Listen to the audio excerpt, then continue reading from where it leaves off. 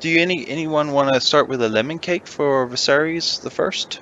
I'll give him. I don't think of him too fondly. I'll give him maybe a 1.5. Like his reign was all right, but you can see it says here he was sowing the seeds for the Dance of Dragons, and yeah, he made so many mistakes that would compound and cause a colossal fuck up. That even though his reign was great, he fucked over the Targaryens pretty well. Yeah, he's one of those Viserys. kings that, like, you can only kind of tell how bad of a king he was in retrospect. You know, like during the reign, people were probably like, "Oh, this is totally fine." You know, it's like sort of like Robert, and then you realize later with like the impact of everything that happened, just how bad they were. So I'd probably give him like 2 lemon cakes. And maybe even less. I mean, I totally blame him for the Dance of the Dragons. He totally set the stage for that. Not being able to solve the problems between his own children. I mean, he was really bad at that. He kind of created them, actually. Yeah. I pretty much agree with what people have been saying. I would maybe say 2 lemon cakes, not to be too harsh, because I guess his reign was okay. I guess it's really just the consequences of. He gets 1 for effort. Yeah, I guess. Well, I'm thinking. I guess I always more or less grade them upon how interesting they make the story. I would say Viserys himself, not so interesting, but the consequence of his inaction and his pig-headedness almost makes for the most interesting part of the Targaryen rule, the Dance of the Dragons, right after. So I would give him, just because of entertainment value, I would give it like 3, or maybe 3.5. Yeah, 3.5 lemon cakes. As I've said with Jaehaerys, it was boring. So at least Viserys gave us the Dance of the Dragons. Okay, well, short summary of Viserys' reign goes a little bit like this. He reigned from 103 AC to 129 AC. His alias was the Young King, and his father was Balon, not of any number, because he died before. He was the 5th Targaryen king of the kingdom, and he was chosen over his cousin by the Great Council, where they chose for him to succeed his grandfather, even though she had a better claim. So the precedence for a male heir taking the rule in front of a female heir was established there. He was a dragon rider. He rode Balerion until the dragon died of old age. And he had 2 wives. First, Emma Arryn, or Aema Arryn, depending on how you pronounce it. And he sired 1 daughter named Rhaenyra, whom we will hear a little about later. And later on, when Aema died, he wed the young Alicent Hightower, and she gave him 4 children: Aegon, Helena, Aemond, and Daeron. So, yeah, as we said, there was a few problems that started in his rule. First of all, his brother, Daemon. Well, if you read the Rogue story and the Princess and Queen, you would pretty quickly conclude that he was not the good guy. He was such a rogue. He was just too roguish. Yeah. Are we still in agreement that it was kind of malplaced, this Daemon in the Rogues anthology? I mean, oh yeah. He just, if there was like a douchebag anthology, you might have that one, and he might be The a shoo-in for that one. anthology. Which one? The creepy uncle anthology. Yeah, creepy uncle. Haven't say that word. Baby killer. So yeah, do you have anything about him other than that? Like, do you feel Viserys was right in saying that Rhaenyra should be the lawful queen. Let's start with you. So yeah, I'm even more torn since when I made the Black and the Green podcast because while I think gender equality, there's no inherent problem with a woman ruler.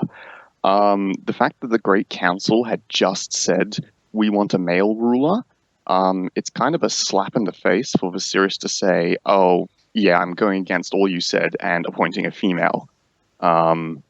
Yeah, so it's kind of a bit of an insult right from the start to. Yeah. On that. Well, had Aegon been born yet? At the first time he did that? No.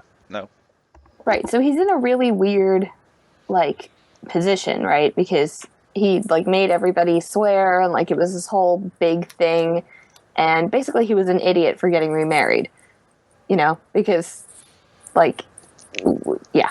But have you seen the pictures of Alicent? She hot, man.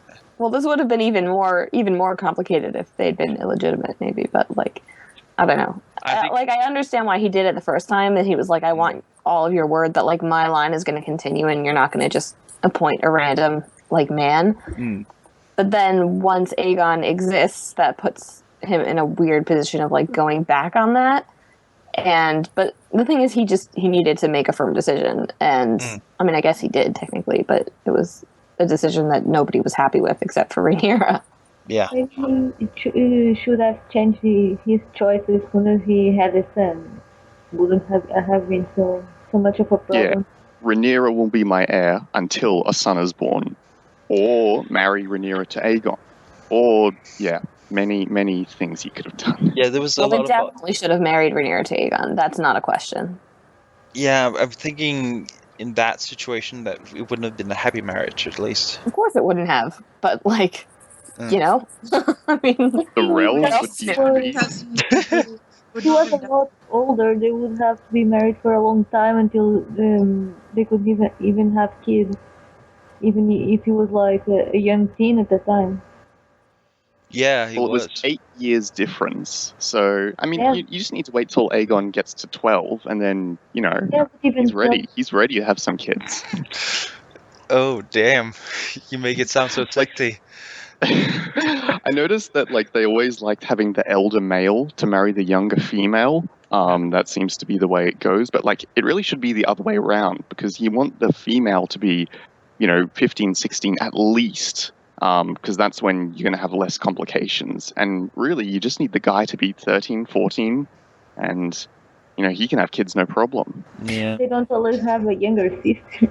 In, real history, it also happened a lot of times, especially, it was more if one of your relatives, maybe your uncle died and he left himself a widow, you could arrange that you would marry the widow instead after your uncle died or something like that.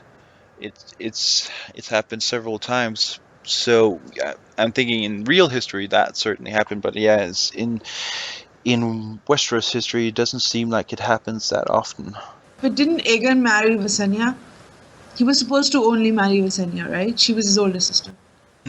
But then he chose to... She was the first daughter and he was the first son, so they were supposed to marry each other. Yeah. Yeah, they said that was sorry, Nani. They said it was the Valyrian custom to the oldest son marry the oldest daughter, I think. If they had been immediate blood siblings, they probably would have gotten married. So I think the only reason they didn't was, I don't know, maybe Alicent. Yeah, I think Alicent. I think it was the age. Well, no, Alicent wanted them to get married because she was all thinking about Aegon. Right. But it was. I think it was the age difference and also the fact that they did not get along. No. Besides, he had a sister, a full-blood sister he could marry. So. Yeah, but the only reason brother married sister was to keep the bloodlines pure and keep the crown in the same line. It wasn't you're not gaining that unless Aegon is king when you marry him to Olenna. No, I know it's just a bad joke. So this whole thing is a bad joke. It really is. It's hard to discuss what kind of incest would be the best incest. Yeah, I'm taking that out of my You know, like when I said like, oh yeah, they absolutely should have married each other, I had like this weird moment of like dissonance. But it's like, I guess you just have to follow the rules of this particular weird situation. Yes, so when in King's Landing do as the Targaryens, or Yeah. I certainly agree that there were other solutions to this problem, this conundrum, but he chose to let her almost what she wanted until he forced her to marry a Valerian, which was kind of felt like he couldn't really decide on what to do. I mean, first he was like, really, you're my heir and you need to do this and this and this, but you should do whatever you want anyways. And then he goes out and forces her to marry a person that is clearly not interested in her sex, just to keep the peace between them. He could have done that earlier just with Aegon probably, and that would have been more effective, maybe, unless you count that the sea snake was more powerful at that point than the high towers. Yeah, again, this is another mistake that Viserys made when he chose to marry Alicent instead of Laena Valerian. And I have a feeling that if he had married Laena Valerian, and the Valerians are a lot closer to the Targaryen dynasty, if they had had children, they wouldn't have been usurpers, because they were like, oh, we're all cousins and stuff. So, Yay. Yeah. Another mistake he made, Viserys. Yeah, but it makes for good reading. Yeah. No, George had to kill the dragons, so this has to happen, but yeah. I saw someone saying online that maybe the reason he didn't want to marry Laena was because of her age, and that made it really likely that she would die in childbirth. Because if you notice the date, his first wife married him when she was really young. Well, you can wait 2 or 3 years. You don't have to... you can consummate the marriage, but spill the seed on the belly, and then just wait 3 years. Stars only seem to marry really young, if you notice in the world of Ice and Fire. It's not like Viserys was after an heir, right? He's already declared his daughter to be heir, so it doesn't matter if he has kids right away. No, and I think also that he might not have actually been looking for another wife. The wife sort of just came to him, in a sense. Alicent was pretty forceful. It would seem like she was there and took care of him all the time. So that makes sense that if he wasn't really looking for one, because he already had an heir and he definitely loved Aemma, so he probably wouldn't even have found it possible or interesting to find a new wife. That he would have pressure to have a male heir, probably. Maybe not. If he already got the whole realm to swear to Rhaenyra, then why would he want a male heir? Not him specifically, but all the lords and such in the realm probably would push for. Yeah, he might have recognized that it would be easier to get people to accept a male heir. Then he just kept on with Rhaenyra as his heir, even though he got male heirs. Yeah, I don't know. The problem was a lot of these things, a lot of inheritance issues were solved by precedents, right? Yeah. And there was never any precedence of a sister inheriting when a brother existed. No, exactly. That's the main problem. Yeah, both the great councils happened because the decision lay between an uncle and a niece or two cousins or something like that. But this was a clear case where there was a brother. And then there was a sister, and he decided that the sister was going to inherit, which is the recipe for disaster. Okay, so we pretty much agree that Viserys didn't do a particularly good job. He sort of just managed the realm after his grandfather's success, and it's his complacency and unwillingness to change his mind ended up in creating the worst disaster for the Targaryen house since the Doom of Valyria, essentially. So, people of interest in this part. We have Kristen Cole, which was... hiss. Yeah. Yay or nay? Nay. Nay. So much nay. Yeah. Is anyone going to say yay? Nope. I mean, I liked how he got like scorned and became like the evil knight, the Black Knight, or something like that. Or maybe not the Black Knight, but the evil knight. It's kind of interesting, kind of entertaining. But other than that, no, he's just a big whiny baby with a sword. Otto Hightower? Yeah or nay? Nay. Hey. Yeah, he was a schemer. He wanted Alicent in bed with Viserys. Yeah.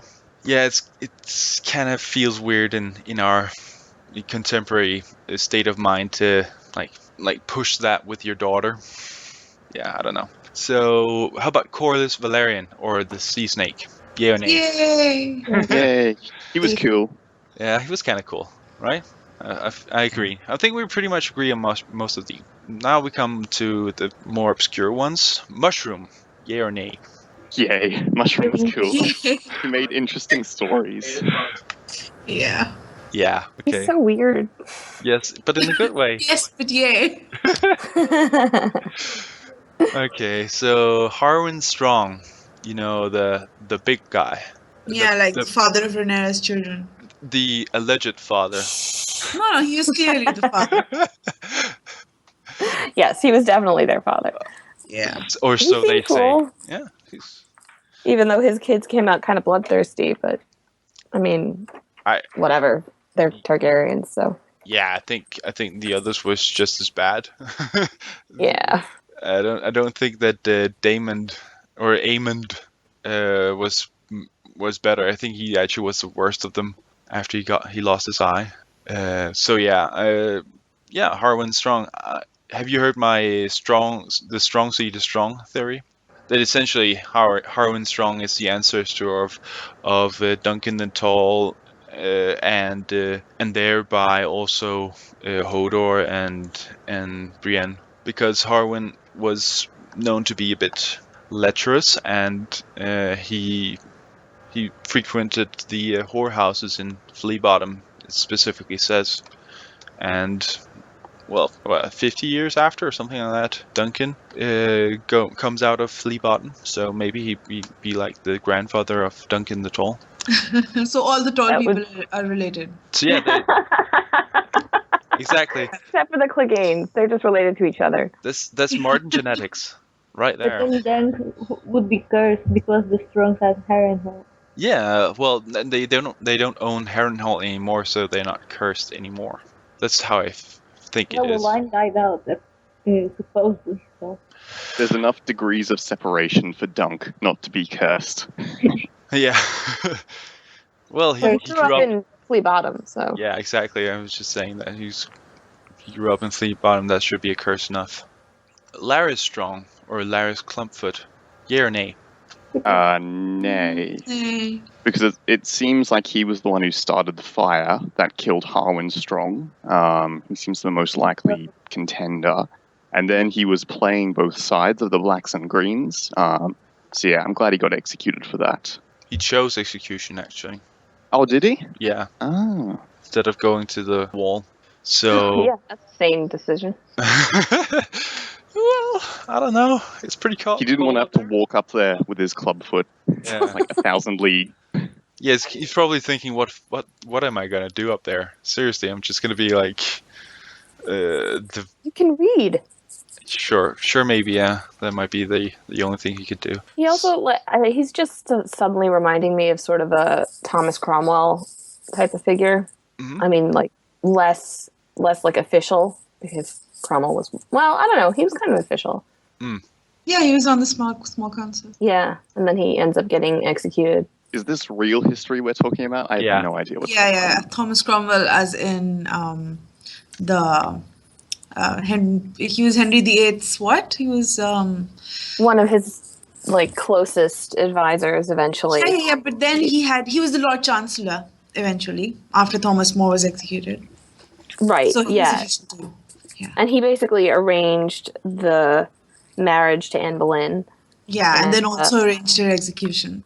Exactly. Yeah, they like worked together and schemed together to get the divorce thing legal, and then like that ended up not working out so well. But then he ended up getting executed because the wife, like 2 wives later, Henry decided that he hated. So he was like, I'm just going to kill you. Yeah, I think after Anne of Cleves, who Henry particularly hated, he decided. Yeah.